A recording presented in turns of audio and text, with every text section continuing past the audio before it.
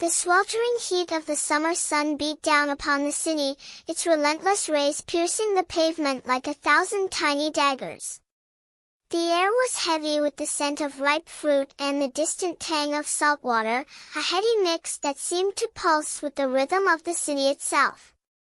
As I walked through the crowded streets, the sounds of the city swirled around me like a living, breathing entity.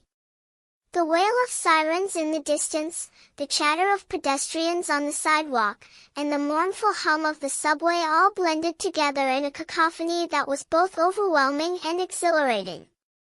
But it was the music that truly stole the show.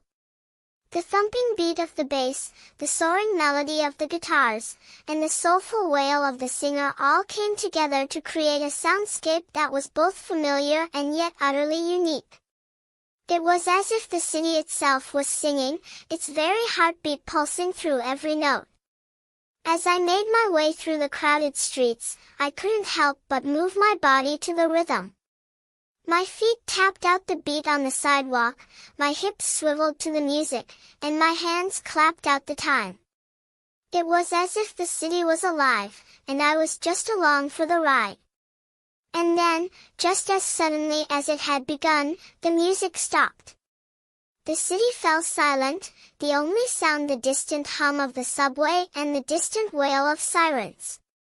I stood there for a moment, my body still moving to the rhythm of the music, my heart pounding in time with the beat. And then, slowly, the city began to come back to life. The sounds of the city swirled around me once more, the music echoing through the streets like a distant memory. I smiled to myself, knowing that I would never forget this moment, this feeling of being one with the city, of being a part of something greater than myself.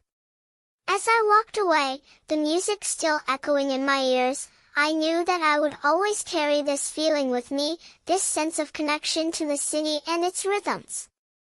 It was a feeling that I would never forget, a feeling that would stay with me for the rest of my life.